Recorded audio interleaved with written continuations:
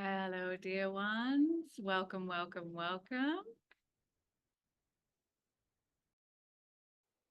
So lovely to have you all here with me for Yearning for Purpose.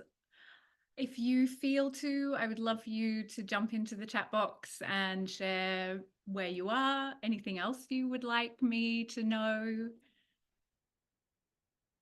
It's so lovely to have you all here, and I'll just keep letting people in for the next moment or so until we jump in. We do have an action-packed hour. So please make sure you have your journal or something to write on because we will be doing some work together.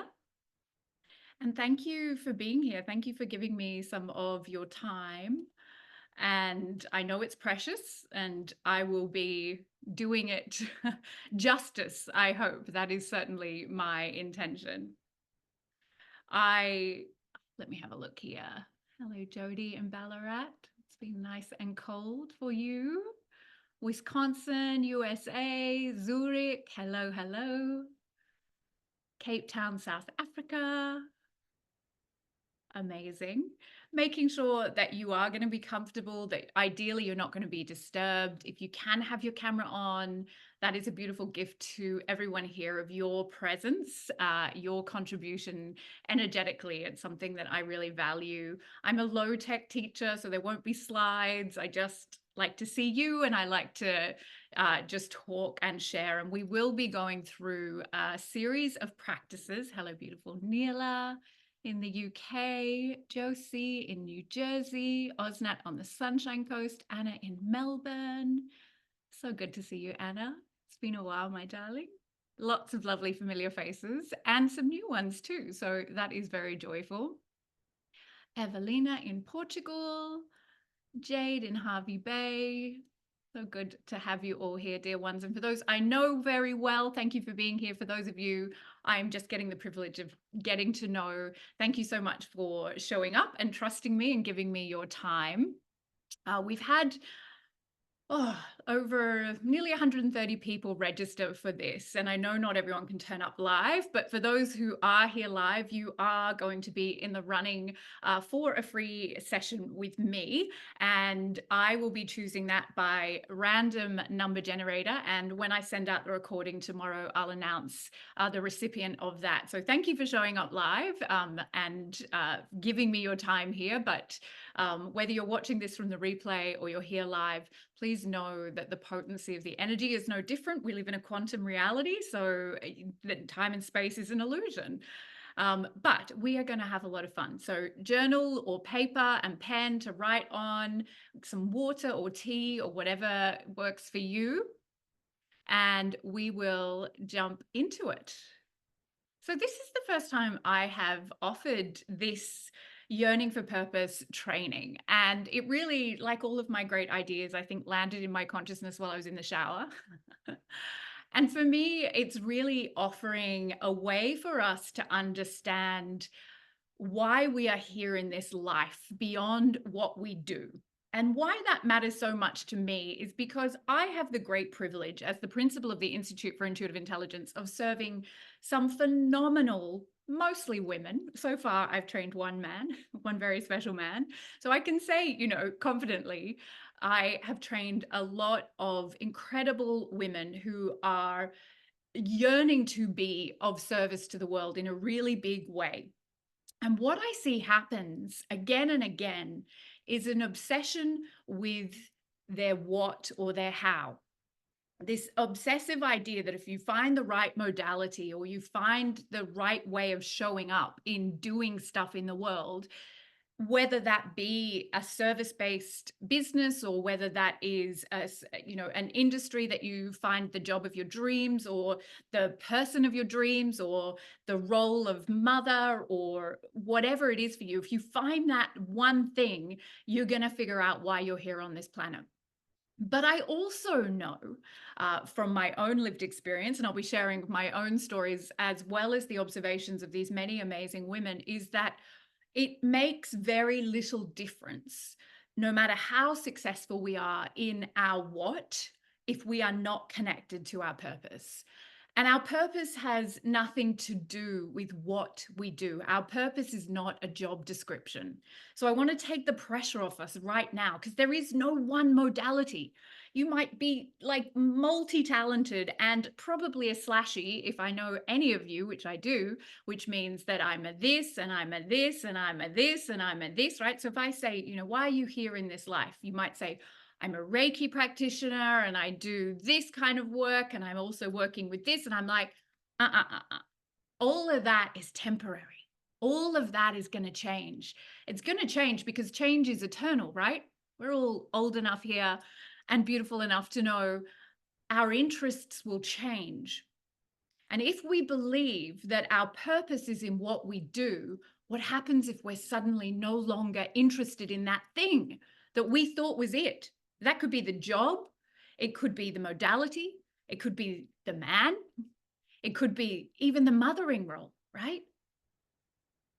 And suddenly you're like, this thing that I thought was going to define me and make me is either A, no longer interesting, or didn't turn out the way I thought it was going to turn out. Does that mean I've been dumped on this planet with no purpose? That is not the case. God is way too clever for that.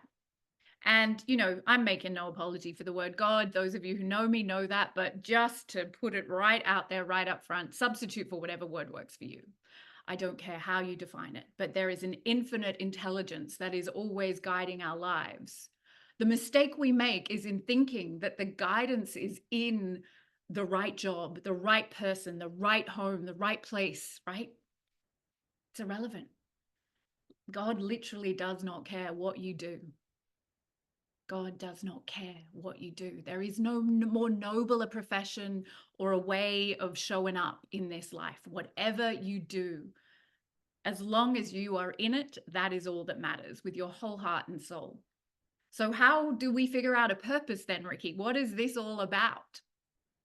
The great Simon Sinek says, start with why. And whilst we're not doing a workshop on finding your why, we are going to be drawing very much on finding the energy. Purpose is a state of being.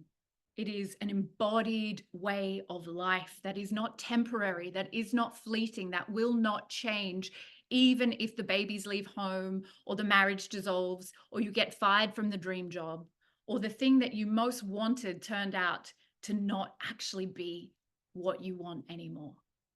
So before I go any further into that happy rant, there will be a few more things I want to share. Let's go inwards. If you're safe and comfortable to do so, closing down the eyes or simply softening the gaze.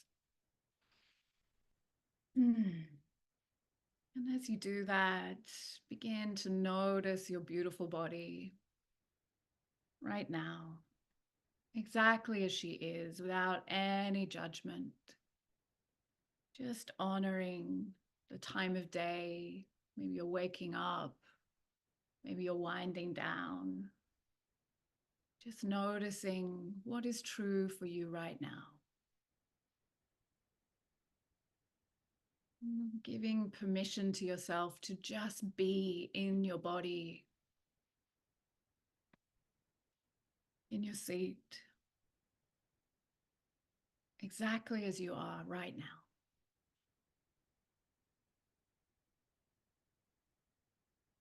And perhaps noticing with your eyes closed, that interoception.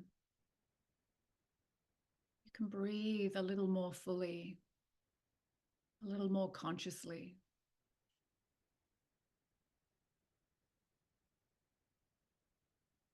Giving yourself permission to be fully present. You've signed up. You showed up. Why not give yourself full permission to be fully in this moment with me and all these amazing people?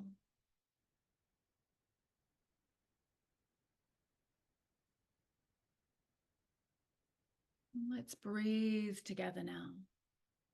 Inhaling through the nose as deeply as feels good for your body right now. exhaling out through the mouth with a shush or a sigh, letting go, letting go, letting go, letting go of everything that came before and everything that will come later. Noticing if you would like to do another breath like that, or perhaps fully conscious breathing in and out through the nose. Feeling everything softening, melting.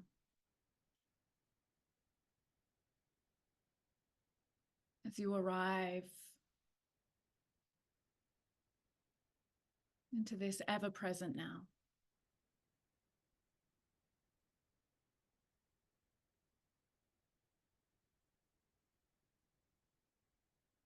You can bring the hands now in front of the heart, palms facing upwards, cupped together, as though you are holding a precious offering.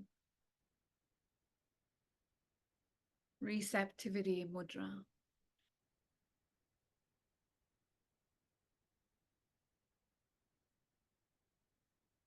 Feeling that connection to your heart.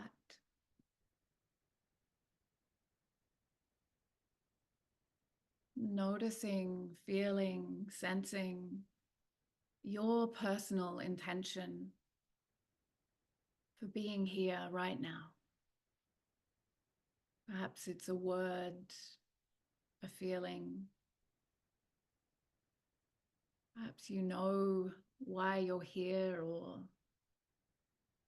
something arises from your heart that surprises you. Just holding that intention in your palms as an offering to that highest part of you. And we offer all the karmic fruits of our time together to you, dear God, to the sublime, the divine, the eternal.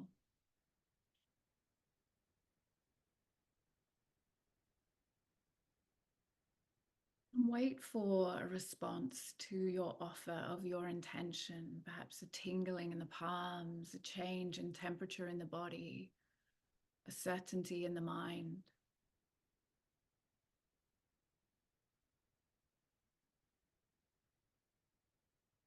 Whatever that confirmation is for you, when you receive it, folding the palms into prayer position, Anjali Mudra at the heart.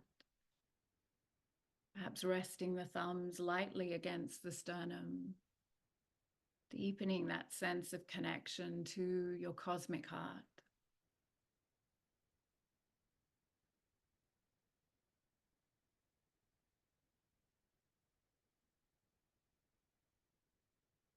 We take this opportunity to acknowledge the traditional owners of the land wherever we're located.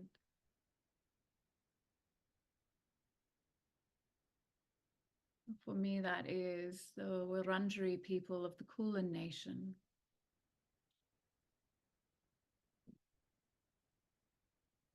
And in honoring First Nations people, we are honoring the land herself. Allowing yourself a feeling of connection to the Great Mother. Feeling that grounding, unconditional love.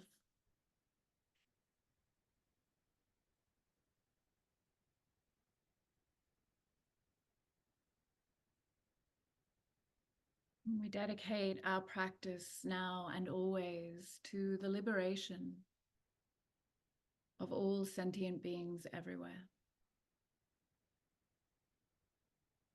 May peace prevail on earth as it prevails within us. And so it is. And it is so. Om Shanti Shanti Shanti. Bringing gentle movement back to the body. Deepening the breath. And when you're ready, and only when you're ready, blinking open your eyes. Okay. I have my notes over here on my other screen. So if you see me looking over here, I'm not checking Facebook. I don't really use Facebook anymore. Not sure if anyone does. I think my mum does. Who is here. Very grateful for Mama Angelique being here, as I am for all of you. But as my first spiritual teacher, she is always a blessing to have around, and grateful for her energy. It has been a very human week for me.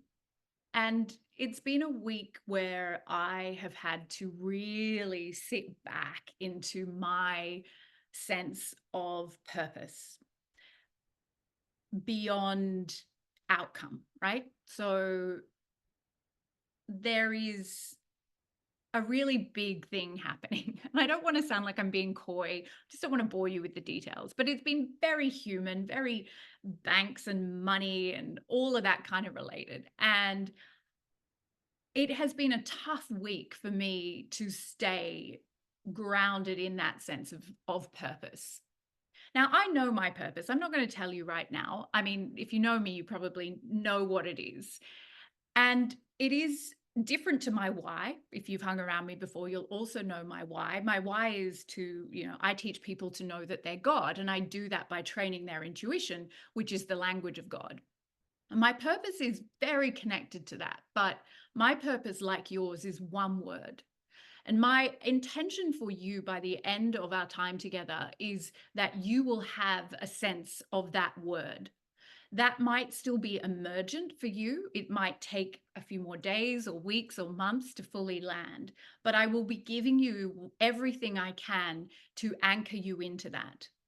So I've said your purpose is not a job. It's not a role that you play. It's not any of those things. It is something that is the way that you choose to live and react and respond no matter what is put in front of you. So this week, I'm finding a lot of fear has been rising around this particular big life decision that is totally out of my control. Like the decision is out of my control. I don't get to determine whether or not it will work in my favor. All I could do was make an intuitive choice to go for this thing or not. And I chose to go for it. So this week has been the week of, do I back myself? Right? I made an intuitive decision. I am now being blessed with the gift of sitting in the uncertainty of not knowing the outcome on my timeline, which would have been 3 minutes after I made the big decision. Made a really big decision, God. Come on, now reward me for my really big, bold just choice. But that has not happened. I am now sitting in the shit. Excuse my language. I'll swear again. It's inevitable. And I had to make a decision about how I was going to approach that fear. That fear is not the enemy. That fear is an aspect of my intuition. It's an aspect of also my humanness, right? It's okay to feel big emotions when we're faced with uncertainty. And I have wanted to collapse into the fear stories, the victim. I've wanted to indulge the addictions and the littleness. I've even wanted the relief of someone else telling me the answer so that I wouldn't have to carry the responsibility of this big choice. And as I was preparing this session, I'm like, okay, I get it. Always, my service is my medicine. I get it, God. Thank you for letting me walk my talk this week. Because even though I have felt all those fears and those temptations, I have been able to stay true to my purpose. And that purpose is not what I do, it's how I live. It's that state of being. It is that way of life that I will privilege above all else. So I'm not waiting for the right job to fall into place or the right person to arrive. I am choosing to respond to everything that God puts in front of me with that same energy, with that same intention, with that same purpose. And that is not as easy as finding a job or a modality or a person who is the right one, who will solve all the riddles and make sense of everything else. How nice would it be, right? But that is not it, because life is constantly changing. And so often I also find people go towards spirituality and especially intuition because they want access to certainty. Assure me that everything will work out. I will never make a bad choice. I will never make a decision that will lead me into something less than the easiest, most joyful path, right? But my purpose is not to get a guarantee that everything is always going to work out in my favor. Because what I think is things working out in my favor is usually what my ego wants. Would I have liked this decision to have been resolved very quickly and efficiently? Absolutely. But it didn't happen that way. I made a choice from my intuition. I took the action, and now my job is to stay wedded to my purpose. That is so much harder and also so much more liberating than thinking that I'm waiting for something external from me to solve the answer to why God put me on this planet. Does all of that make sense? Yes, I know I still haven't revealed my purpose, but I will. I just don't sort of want to rob you of the revelation of connecting to yours. So we'll get to it. We will. So what I want us to focus on in our time together is actually not so much the work of connecting to your purpose, because I would say that if you are here and you followed the work of the Institute for a while, you are probably already pretty clear on a deeper sense of meaning beyond modality, beyond, the right guy, the kids fulfilling you, all of that. You probably graduated from that. But what I also know is the harder thing, as I have felt this week, is being willing to meet the impediments to fulfilling our purpose. The blocks and the obstacles that show up that ask us, do you really want this? Do you really want to walk your talk? Even when it's hard, even when there's loss and grief and uncertainty and doubt and fear, are you willing? So our biggest issue is not necessarily figuring out our purpose. It is, what are the blocks and obstacles to giving ourselves permission to show up in that way of life, that state of being, regardless of whether we're getting external confirmation or pats on the back or approval. And that is absolutely one of the main reasons that we stay away from our purpose. What if people don't approve of my choices? What if people withdraw their approval from me?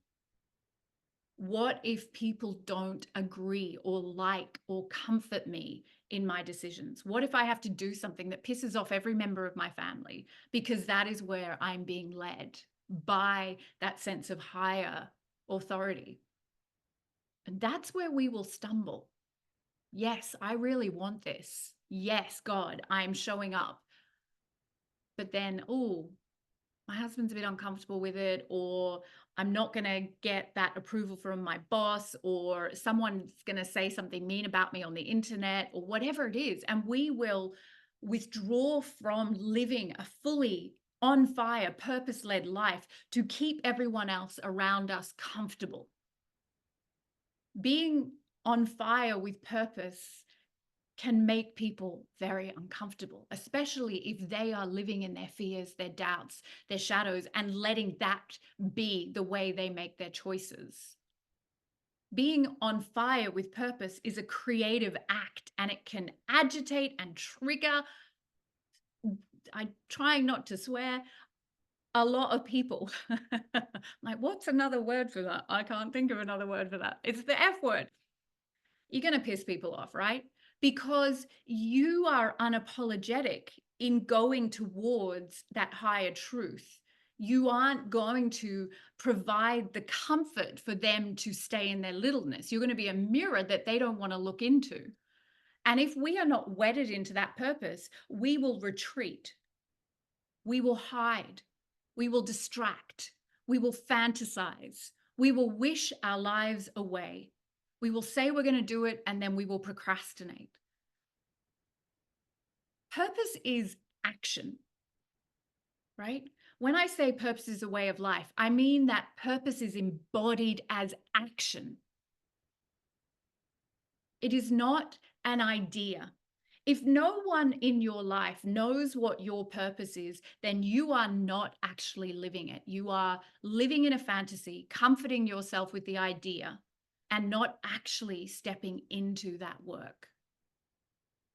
And as I say, it's not a job. It's not the thing you are doing in the 3D material plane, but it's the energy you bring into every conversation, into every interaction, into your private practices, into the things when no one is looking and the things when everyone is. You don't keep vacillating to try to accommodate and assume that you can make everyone else feel okay.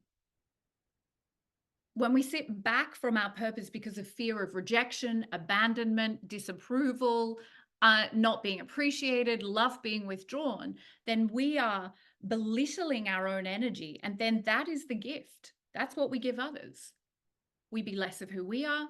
We give them less of access to who they are. When you show up in that full fire of your purpose, you give that permission to everyone else around you. And sometimes they won't like that because they want to stay in their stories. They want to stay in hiding. So what will it take for you to be so self-reliant and so self-approving that you will not hide? Purpose is power. We all know this, right? You meet someone who's on fire with purpose, they are powerful. They feel good to be around if you're willing also to go towards purpose. If you're in hiding from yourself, they'll be really annoying to be around, right? But let's say, I'm assuming most of you are here because you feel that sense of connection, even if you don't know the name for it yet, that you are in the presence of someone who is self-authorizing, self-reliant. It is like a deep breath. There's an ease about them. They're not trying to convince anyone of anything. They are just in the certainty of their own being, self-reliant, not looking for external validation. It feels good. You might have even had moments, or maybe you live that way all of the time, not through defensiveness or like, this is just the way it is and you're going to like it or not, but through ease, through effortlessness. Has everyone had a sense of that, even if just for 5 minutes, of what it feels like to be fully relaxed into who you are with no apology? Anyone? You can give me a wave. And if not, let's fucking go there, right? Because that is freedom. That is what we are here for. Annette says absolutely, which I'm very happy to hear. So we need to know what is sitting in our subconscious basement that is the impediment to us living on purpose. Even if you know your purpose, even if you don't, it doesn't matter. We will be constantly given the opportunity to meet the impediments to staying in our purpose. So shall we investigate a little bit into our subconscious? Find out not what is my purpose, because it wouldn't be nice if we could just ask that question and done, right? Purpose is a process. Purpose is a decision by decision, breath by breath, moment by moment revelation. It is not one thing, one time, and then that's it, and that I don't have to do any more work. It is a constant process. So what we need to do is be more curious about what is the impediment to it, because if we're willing to be humble enough to work with those impediments, the purpose will just be there. We will live in that state of revelation. All right. We're going to do the first practice. It's very simple, very elegant. It comes from Byron Katie. I love it so much. It's just come back into my consciousness recently. I haven't worked with it for a while, but it is so simple and elegant. And I think you're going to enjoy it. If you're safe to do so, close your eyes. We're only going to be here for a moment. You might like to place a hand on the heart. You can just soften your gaze if you prefer. And I'm going to say 3 words. And you will know instantly which of these words is yours. You don't need to know why or how or what. You will just know.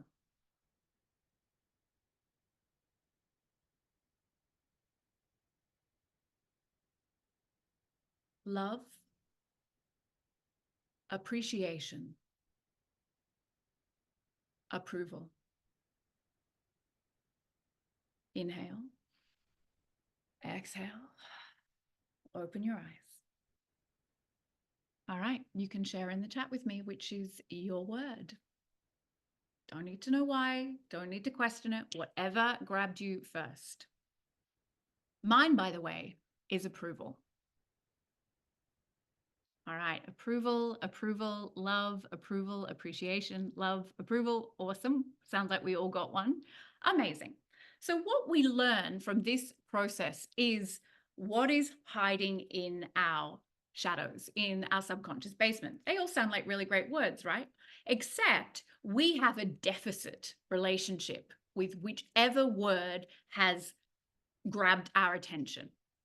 For me, the deficit was always seeking approval externally, right? I was always looking for that external validation, that approval. For you, it might be love, or appreciation. For me, it was approval.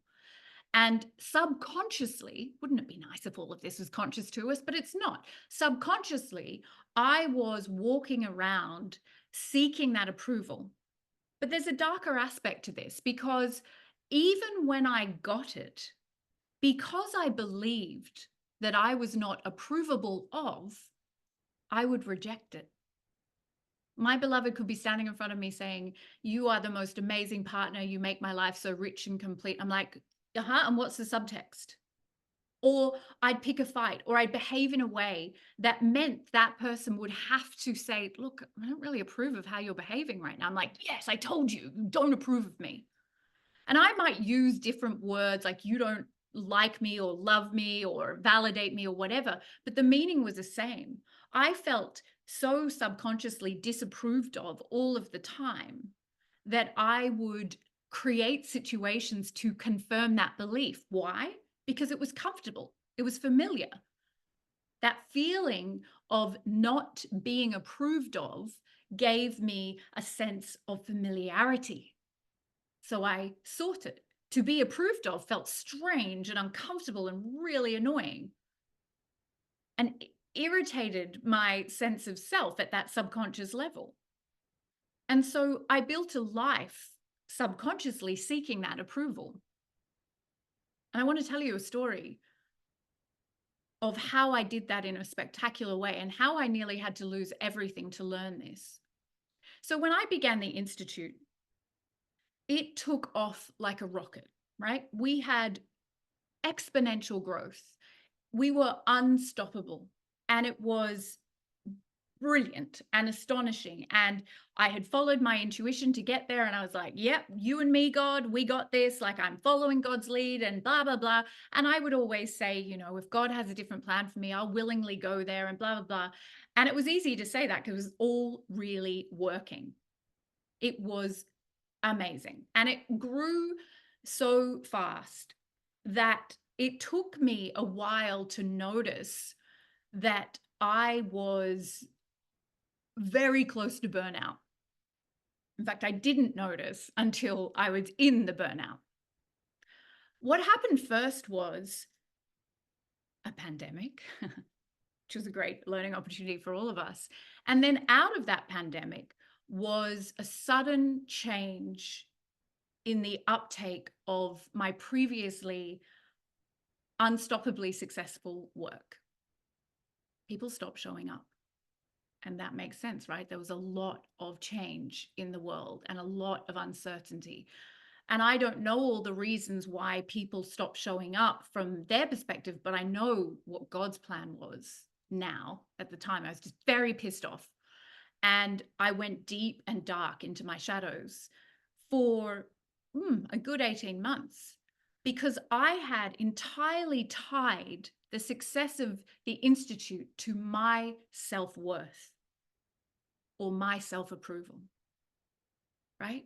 I believed that my success with the Institute was because I had approval from God. So what did things not working mean? Well, my subconscious belief was God no longer approved of me. And I nearly lost myself to that.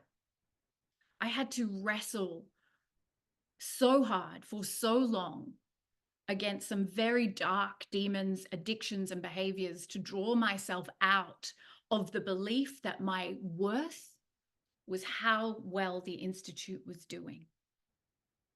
And it was hard. It was devastatingly hard, but I worked at it, very much worked at it. And sometimes I failed spectacularly, and sometimes I made breakthroughs, but eventually I got there. I recognized that God had not put me on this planet to start the Institute. God had a purpose for me. And my choice in that time of the dark night was to decide if I was truly going to live on purpose, or whether I was going to keep letting an external thing define my idea of my purpose. And I had no other choice at that point, because I genuinely thought that the Institute was not going to exist. And so if that went away, I had to find and salvage myself from the wreckage. And I'm so grateful now that we went through that process. Now I'm grateful. At the time, not so much.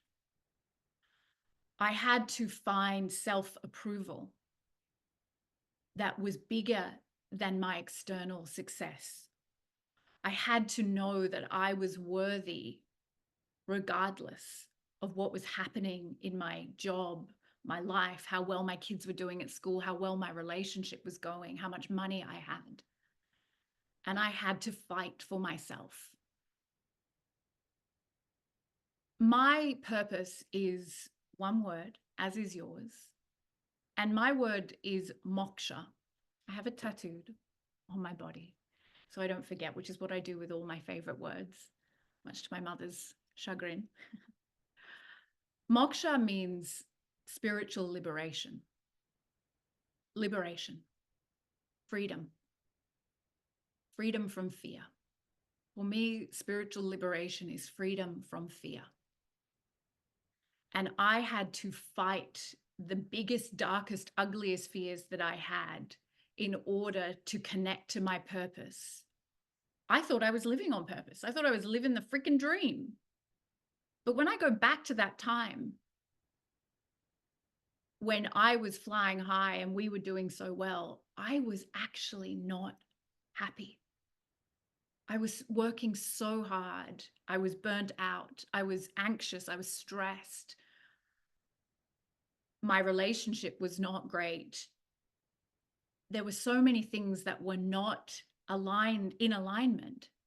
I wasn't actually connected to my purpose. I was busy doing. And when things are working, we can easily fall into that trap of believing our purpose is what we do, right? It's when they stop working that humility to sit in the shit for much longer than I wanted to, but I'm a stubborn, slow learner, was the gift, and it brought me home. And that's a big part of why I wanted to offer this workshop together. So that's one clue to the impediment to embodying your purpose. And the antidote to that constant seeking of external validation through love, appreciation, approval is to put the word self in front of it.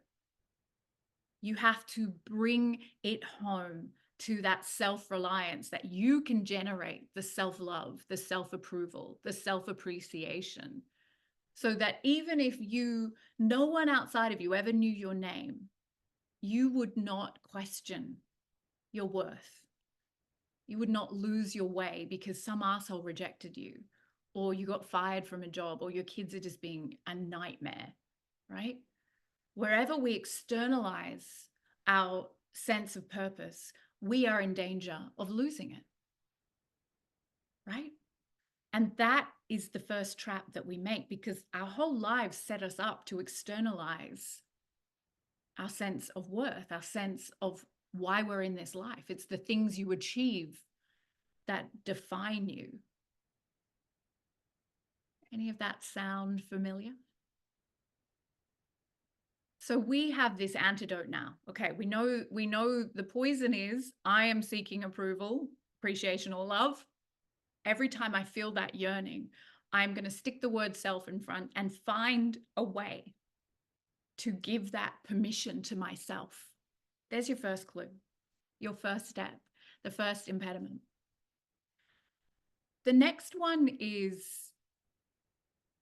identifying the shadow archetype that is dominant in your subconscious. And there's 4 shadow archetypes from Caroline Myss that I want to share with you. And again, we're going to spend a little bit of time just getting that intuitive connection to which shadow is working with you in that sense of impediment to your purpose. Even if you feel really purposeful in your life, there is always more that can be released to bring you even more into that sense of purpose. And you might be familiar with these 4 shadow archetypes, but we're going to take a moment together to notice which one is taking up space right now and blocking access to that free flowing connection to purpose. You can, again, close your eyes or soften your gaze. Breathing into the heart. You don't need to know anything about these shadows. I'm going to explain them after the practice. But you're going to let your intuitive knowing give you the information about which one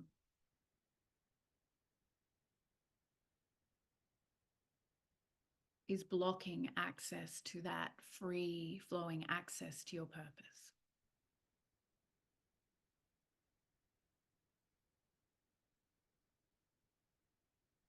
As I read these archetypes out, just let one grab you.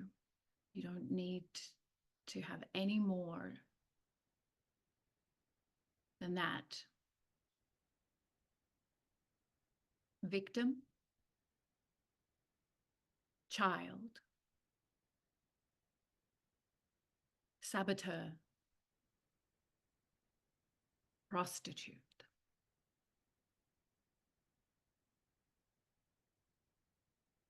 Take a deep breath in, let it go.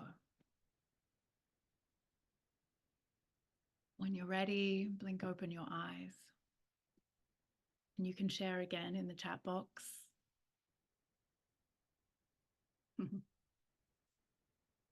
No one likes a prostitute. Child, prostitute, victim, saboteur, victim, saboteur. There before I began, child. Oh gosh, we're moving through them. Saboteur, child, saboteur. Yeah, child, like a deep pain in my heart. Yeah, child. All right, let me tell you a little bit about these and the way that they might be showing up in your life. And also, powerfully, who their opposite, their light or guardian form is. And again, here is our antidote. So we can go and spend more time with these archetypes to commune directly with them, but know that there is a guardian, there is a light form within this that is also already within you. This process of getting to know what is in our subconscious basement is the freedom to meet our purpose even more completely, to embody it even more completely. So the victim is, as it sounds, a pretty obvious one for us to understand. Everything is everybody else's fault. I don't know how this happened. I don't know how I got here. It's like, this just happened to me. It keeps happening to me. And we're stuck like at the bottom of the well and someone's throwing the rope down and we're like, I'm just stuck here, right? No one's helping me. And there's a rope like dangling in front of me. And you're like, could you get a better rope? Like, there's always a reason not to move out of that victim mentality, that you are at the mercy of everybody else, everybody else's choices. The good thing is the guardian of the victim is self-esteem. Because when we are rocking our self-esteem, our self-approval, our self-appreciation, our self-love, we advocate on our own behalf, right? We won't stay stuck in that victim, even if we visit it for a little while and Hey, we all do, right? We move through all of these archetypes at different times, but the one you're meeting right now is the one that is that impediment to purpose. So the victim is in their light form able to find that sense of self-reliance to help themselves up and out of the situation, regardless of other people's behavior. The child. The child sounds like a great one, right? And there are many aspects of the child archetype, but in its shadow, the child is naive. They do not learn from their lived experience. So they keep repeating the same patterns of behavior that are destructive, that are limiting, that are holding them back. And they're naive in that they won't gain the wisdom through embodying their life lessons. So they end up in the same destructive places again and again and again. They're foolish, they're irresponsible, they won't step up into that energy of maturity. The light form of the child is the innocent. Okay, the innocent is, I have lived this, I understand it, I will now take that as wisdom forward and not repeat the same behaviors and patterns, but I won't close my heart to the world. I will stay present, excited, optimistic about life. I will not let life jade me and rob me of that wonder. The saboteur, mean girl, inner critic, procrastinator, the voice within that says, nope, not you. Why would you think you could do that? Right? No, you don't need to try today. Just sit on the couch. Right? The sabotaging programs, the upper limiter, the one who will have a reason why you need to eat that third piece of cake, even though you know you're gluten intolerant and you're going to go to bed and feel sick all night, right? So let's do it. Live for the moment. Consequences tomorrow. It's like, okay.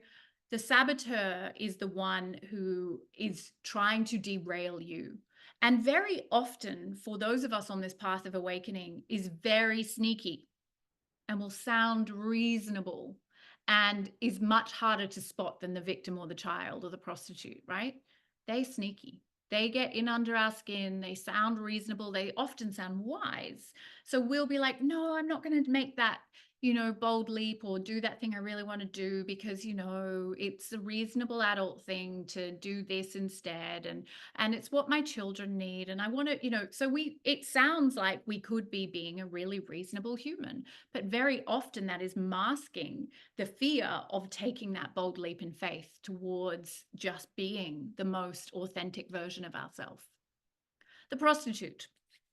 She trades she trades her faith for security in the world, right? I will leave that job that I hate, that is sucking the life out of me. I'll just stay another 6 months. Even though my boss is mean to me and everyone around me brings me down and I go home and drink a bottle of wine every night just to survive, look, I can't really live without the money. And I'm not going to try to look for other options because it's safe here. I know it. Even though it's shitty, I know everyone, I know how it works. I'll just stay in this relationship until the kids are older, until he dies. Or we keep drawing a line in the sand for ourselves and crossing it because we don't trust. We don't trust ourselves that we will be guided, that we will be shown another way. So we stay in that. Oh, I didn't tell you the light form of the saboteur. I will go back to that and tell you. We stay in that, compromising the faith-driven voice, the purpose, the intuition inside of us. And we keep saying, yeah, I'll get there, but just not yet, because I just need to make sure everybody's safe. It would be risky to do this. I know he's not a great partner, but he's a great provider, right? Like, I don't know what would happen if I left, or, I don't trust that things are going to work out on my behalf in the physical realm.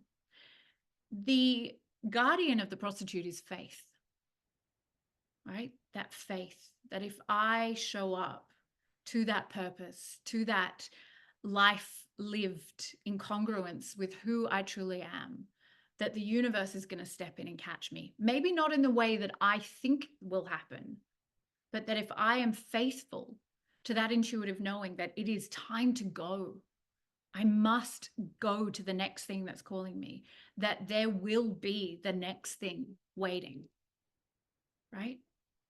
The guardian of the saboteur is choice, because the sabotage voice will say, you can't do it. You don't have a choice. You're not going to make it work. They collapse the wave function. They take away that sense of choice. They make you think there's only one option and it's not going for the thing you really want. So we stay inside of that belief. All right. Everyone feeling like they met one who's like, hey, I'm with you. Yep. Let's not see them as an enemy. They are a companion. They've got great intel. They are willing to communicate with you if you don't run from them. Because when you run, they escalate in order to get your attention more, right? So we don't have time within this workshop, but what I want you to do is go into some quiet time, maybe with your journal, maybe in meditation. Invite that archetype to come and sit down with you. Ask them questions. How do you show up? Which relationships are you in? Where am I most prone to being in this behavior? How are you keeping me from my purpose? And then invite their guardian to come along. And I'll send that list to you in the replay tomorrow so you can review it. And eventually you're probably going to meet all of them, because we're rocking all of them. We are all of them. We're always working with our shadows. We aren't going to graduate from that. And that's a good thing, because they hold really good information. While you have your journals here, I'm going to ask you to do one more thing. I want you to write down, without overthinking this, where in my life am I lying to myself right now? Just start writing. Where in my life am I lying to myself right now? Just stream of consciousness. You might also think of that as, where am I ignoring my intuition?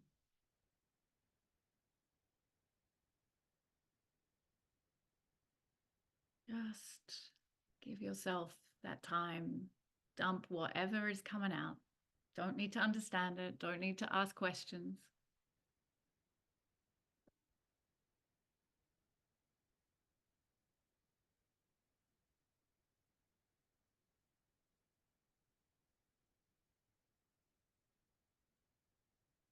I'm only going to give you like 30 more seconds, but like all these practices, you can come back and take as much time as you need.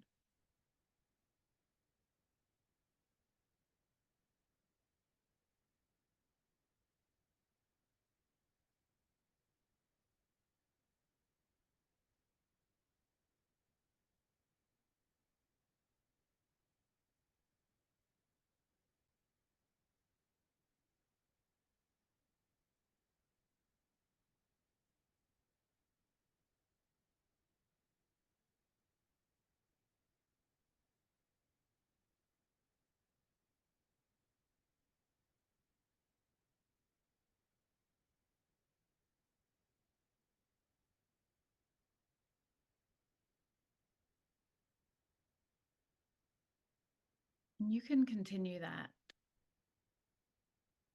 But what I want you to do now is turn your attention to, how do you want to feel every day? And I want you to write down 5 feeling states that you would love to experience every day. Perhaps it's joy, freedom, bliss, pleasure, expansion. Whatever they are, write down 5. Again, don't overthink this. Just trust what pours out of you.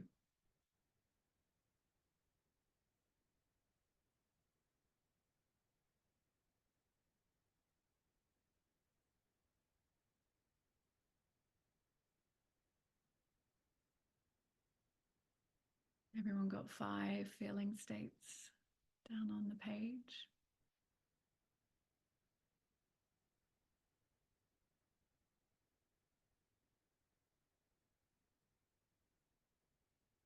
Yeah. All right. Now, again, without overthinking it, circle the one that is jumping out at you. Just scan that list and put a circle around the one that's like, whoa.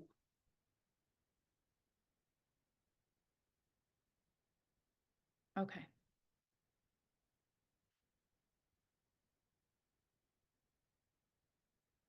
Your purpose is a state of being, a way of life. It's a feeling. It's a feeling state. Mine is moksha, liberation, freedom. There's a very good chance that the word you just circled is your purpose. Maybe you're going to need to workshop it some more, maybe not. But I guarantee that you are very close, if not exactly on the money, with that word. Your job now is to work out moment by moment, breath by breath, day by day. Is this decision, is this interaction, is this person in alignment with that feeling, in alignment with my purpose? If my purpose is freedom, liberation, is what I'm doing right now liberating me or imprisoning me? If my word is joy, is the choice I'm making right now motivated by joy or motivated by fear?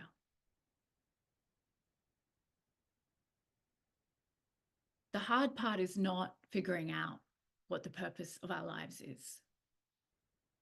The hard part is having the courage to curate a life that is a match for that purpose.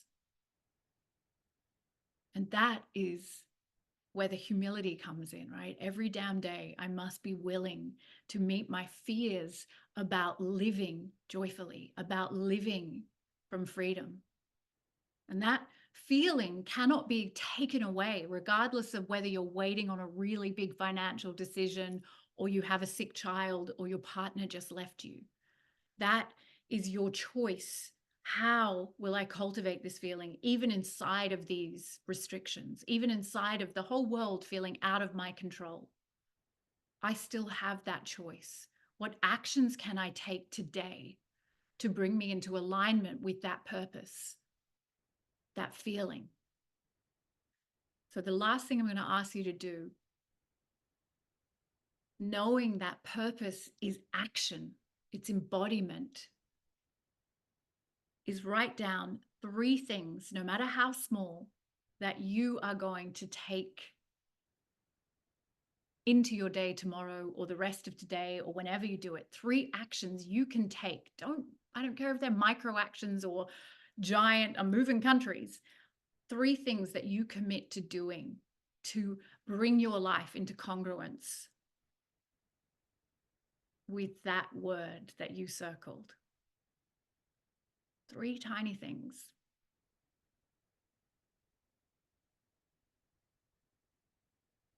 I want to live my purpose, which is freedom, freedom from fear, spiritual liberation. And I've been feeling fear. So when I finish this call tonight, I'm going to go do some tapping. I'm going to sit with my fears. I'm going to stop resisting them. I'm going to show up to those fears with that energy of freedom. Right? 3 actions. Purpose is action. Purpose is not an idea that you keep as a secret, hidden from the world in case they take away their approval of you. It is a living, embodied state of being. And the other thing about your purpose, and you will have heard this quote, the meaning of life is to find your gift. The purpose of life is to give it away. Everyone heard that one? It's a very powerful statement. What I have come to learn more than anything is that there's no point me knowing my purpose and not embodying it, but that embodiment is always service. How can I be of service? My purpose is to know my feeling, how I want my life to be, and then to give that to everyone else, to be the cause of freedom, of spiritual liberation, of moksha for everyone I meet. If joy is my word, then I want to be in service to that, to give that gift of joy to everyone else. Your purpose is not only about what you give yourself, it is about the willingness to give it away. The meaning of life is to find your gift, which is not your thing, it's not what you do. The purpose of life is to give it away. So the biggest thing I have come to know about why I am here in this life and the purpose is that all of it is in service. And when I stop thinking, what can I get? And I move to, what can I give? That access to freedom, to spiritual liberation, to moksha for me is so much more available. It's the law. It's the way the universe works. But that is a conversation for another day. I am at time. I'm so grateful for you coming along with me. We easily could have made this 2-3 hours or a lifetime. But I hope that you feel connected to a series of practices that you can deepen into. And I will type this up and send it out in the email to remind you of what we've done. But if you would like to share your word, your feeling with me in the chat, I would be really honored. And I am not in a hurry to go anywhere. So if you would like to stay, ask questions, hang out, explore, I'm really happy. If you need to go, I want to honor your time. I am grateful for you showing up. But yeah, I don't have to pick my kid up from cadets for like another 40 minutes. So, and I got to stay awake, which is hard for me. All right, I'm going to read some of these incredible words out. Brightness, bliss, freedom, uninhibited. Love that. Bold, typed in bold. Yes. I really, they're coming so fast. I want to get them all out. They're so amazing. Love, limitless, self-love, bliss, freedom, brightness, bliss. And it says, I feel so empowered. That's a good way to feel. Amazing. Oz says, I realized that I lost trust in myself and others, and hence I've lost my joy. Yes. Josie says, I was surprised. I always thought it was love, but it's actually freedom. And that makes so much more sense. Yes, it does, my darling. Evelina, thank you for a powerful session. Mine was lightness of being. Yes, supported, stillness, authentic. Initially, it was Maya, but the final practice was abundance to give and receive. Amazing, Nila. Thank you. As I say, I worked you hard, I worked you fast, but you have this now in your toolkit, and that transfer of knowledge is what is most important to me so that you can continue this process, right? It's action. Purpose is action. We have to be willing to show up and walk our talk and do the damn work. And all of the secret of this, of course, to me, is that connection to our intuitive, wild inner knowing. When we are anchored in that, we have so much more capacity to trust that guidance, that connection to purpose, and to curate that life in that way, and to not be reliant on external evidence or love or validation.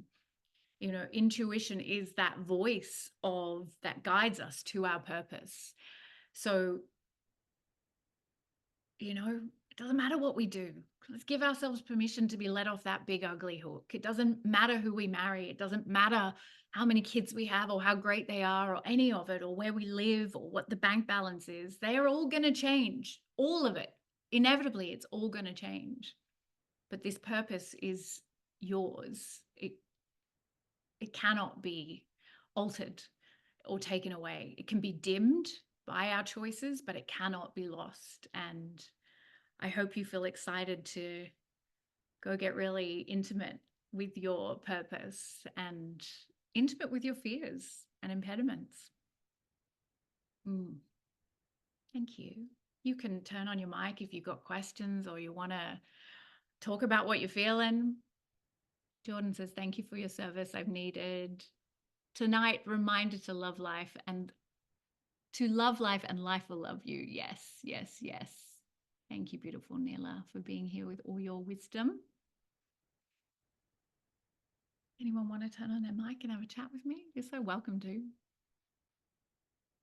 Mary says, saboteur is seeing other people's words and thinking I picked wrong. Yes, yes, yes.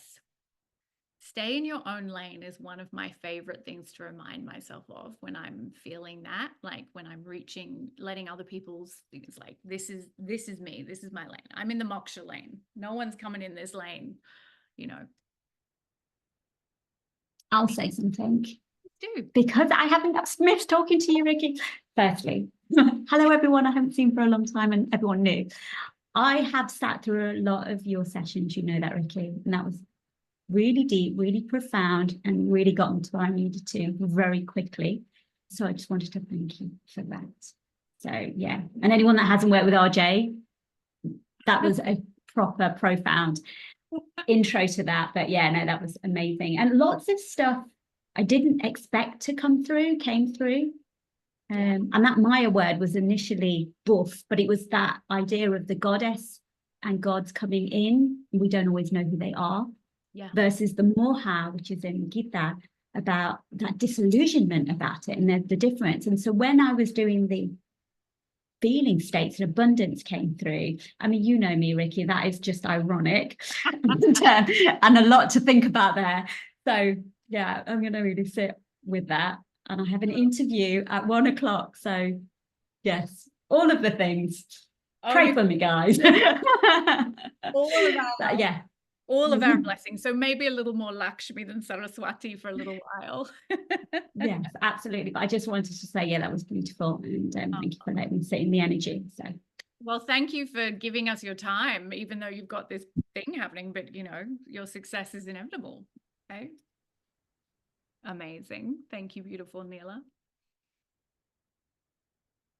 Honestly, anyone who wants to talk, don't hold back. It's so lovely to get to hang out, and you are genuinely doing a good job keeping me awake because I don't stay up very late. I've got a question. Oh, sorry. Yes. Do you need to, Sybil, you go and then Helen? Have you got time to stick around for one more question, Helen? Cool. Go ahead, Sybil. So I have a question. There was quite a lot that came up in what you said. Where am I lying to myself right now? Right. So I know there was a whole lot of stuff that came out, and looking at it now, I'm going like, whoa, where'd that come from? Is that just something we can then sit with and work with and let go? Or was that just to show us what could be sabotaging us? Yeah, all of the above. I think with that list, what you want to be doing is just like, okay, truth telling. And then you can look at, okay, so which of the shadows is encouraging that lie? Which of the approval, appreciation, love is motivating that behavior? Okay, and so what would the antidote be? So if you're in the prostitute, it's more faith, right? If you're in that externalization of approval, it's more self-approval. And really, you could go through the list and be looking at, okay, what is the storyteller of that lie? And then we just allow the truth telling to lead us home to that feeling, because anywhere we're lying to ourselves, we're ignoring our intuition. Yeah. And that's self-protective. It's what the ego does. It tries to protect us from changing because change is terrifying to the ego. So you are a wise woman. I know you'll know how to work with it, but I think it's a great question. We can also do something even more simple, because when we don't tell ourselves the truth, we carry it within us and it can become very toxic, like shame and guilt. So when we lay it all out to sea, we can just do that every night. Right? We can write our gratitude list, and then we can write, here's my bullshit list. Here's all the bullshit I've been telling myself. And then at the bottom of that, you can just write, thy will be done. Like, I give it all to you, God. Like, I'm not trying to hold this all within me. Just as we would with our gratitude list, like where our fear is an offering of love, as you know, just as much as our gratitude is. When we're humble enough to face it, when we're hiding from it, that's when it becomes toxic. Shame, guilt, like sits in the subconscious basement. Yeah, great question. Helen, Thank you. gorgeous one. Next to your sister on my screen. I like it when my sisters show up. Hey, cutie. Did you want to say something, Helen? Unmute myself. Hello. Yes. Hi. What was really great was I got freedom as my word, and it's been a word that I've been sort of, thinking a lot of lately because, I separated from my husband finally after a few tough years. And Am I yes. allowed to clap that? No, you're allowed to clap. And interestingly, Ricky, interestingly enough, your book was interesting because when it came to it and he said to me, I think we should separate, I took a deep breath and I went, I think we should too. Yeah. And it was really helpful having read your book because I kind of went, yeah. And then I felt this enormous relief, like just enormous relief of oh my God, even though this is hard. And of course, it's like a fucking roller coaster. Yeah. But at the same time, that freedom is having the purpose of freedom and giving it away. The more I say, the more I acknowledge you're a sovereign being. You don't owe anyone your life. He doesn't owe me his life. I don't owe him my life. You're free to go. I love you. And it doesn't change the love or the past. And it enables it enables me. Why come back to that every day? It enables me to feel peace in my heart and to be really clear about what's in the way for me. So that's what I wanted to share.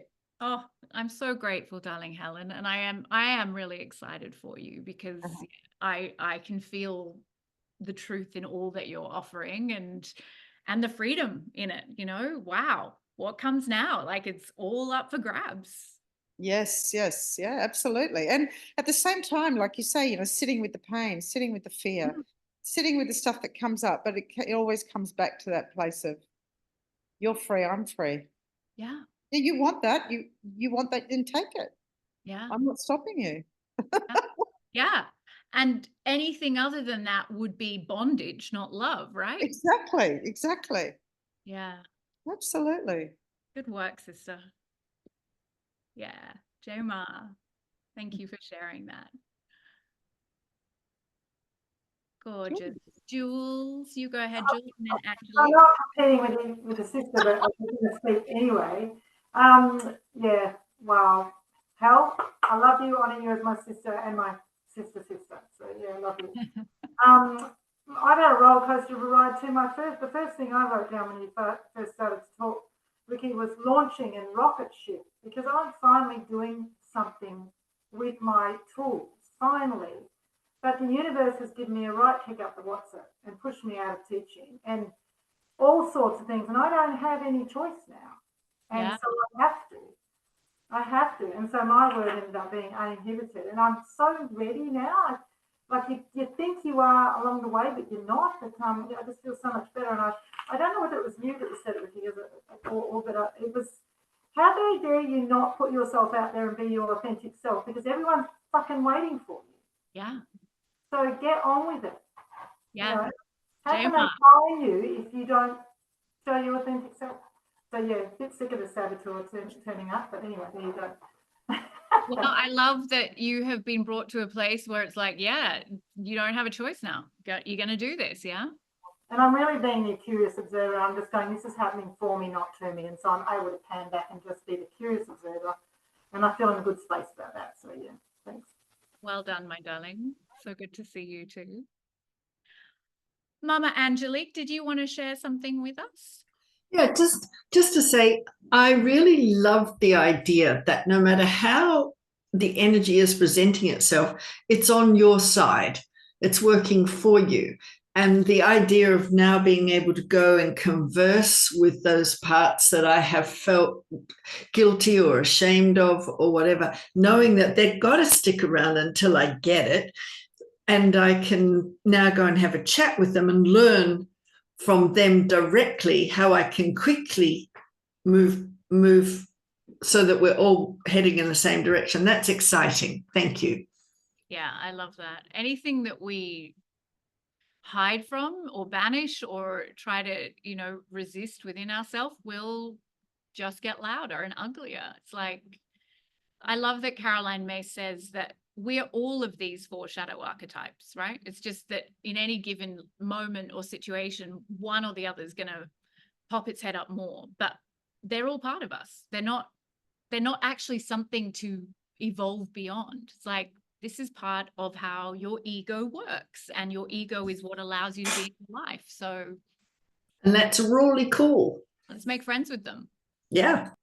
Yeah. Anyone else? Go ahead, Jody. Yeah, I just want to thank you for the confirmation that this session has brought for me. I've already been working. I got bold as my my word, and I've already been working with that word as one of 4 words, as the opposite of timid. I got a very strong message, intuitive message a couple of months ago that I have been too timid. Yeah. And so that for me, the antidote to that was I am bold and brave. I am confident and courageous. So I've been working with those 4 words. So to actually have that come up today has been surprising, because I didn't see that as possibly being like that strong, like for it to be that strong. And I also want to share something that has been percolating for a while, and it's landed with me recently when I've been, reading all your emails and your things that pop in, and it's always about spiritually fierce. And so fierce was starting to sort of, rumble around the edges as well as another antidote to timid. But I've also realized that when I first met you, which is actually just over a year ago now, it's just 12 months since we finished that training in Ballarat. And I see Hannah on the call too. Hello, Hannah, from that class. And I understand now why I quite often felt so intimidated by you. Because you are that fierce, bold person. Yeah. And I was being in my timid. Yeah. So much of the time. Yeah. And it's been very enlightening and very whew, okay, I get it now. I'm getting it more and more and more all the time. So yeah. And I find it amazing that approval was my first word as well. Now I've got bold and you're fierce. And I know that our birthdays are very close together. We're both Scorpios, and I'm like, okay, is there something in that? Who knows? But yeah, just fantastic. You know what I'd say about that. But yeah. I love that, we will often be irritated or agitated or confronted by the things in others that are not feeling safe within ourselves, and that we will often blame that other person. I'm not saying that's what you did with me, but because we don't.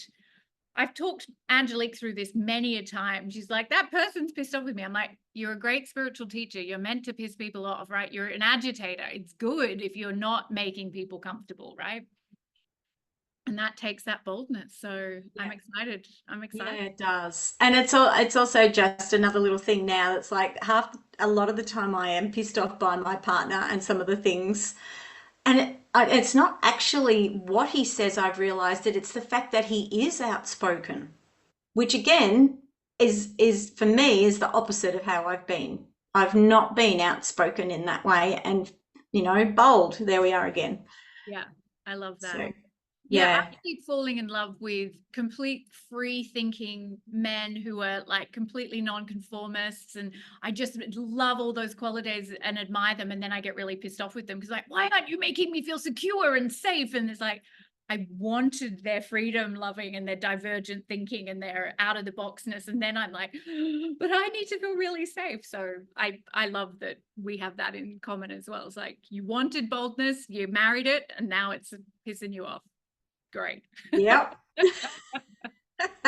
Thank you again. Very beautiful. Thank you, everyone. It's been wonderful. Yeah, it's fun. We're still hanging out. I like it.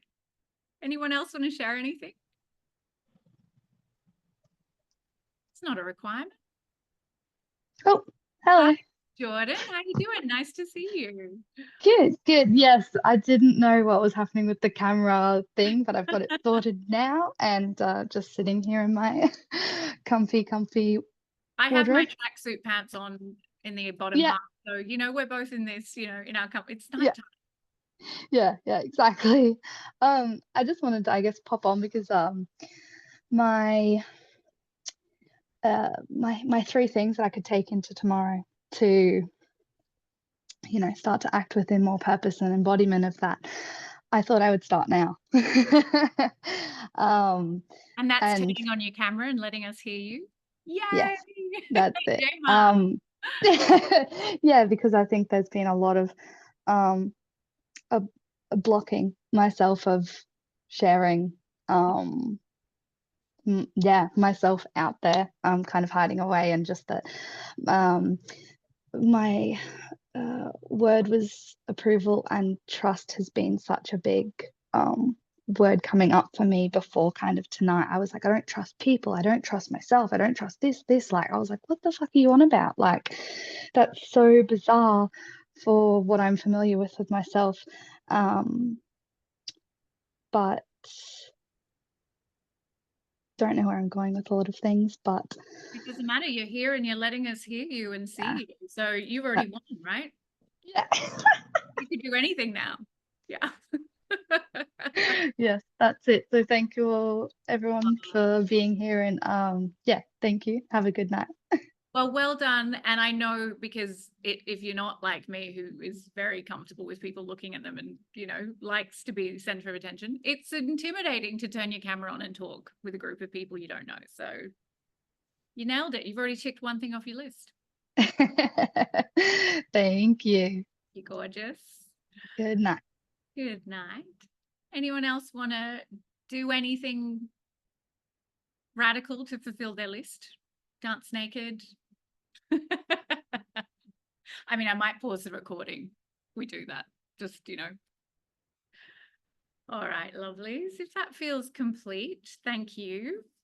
That was very joyful. I had a really fun time, and I'm grateful for all your energy who made that so effortless and amazing. And I will send the recording, and I'll send the name of the recipient of the free session, and I'll also do an overview of everything we talked about so you can repeat that and go deeper into anything that resonated for you.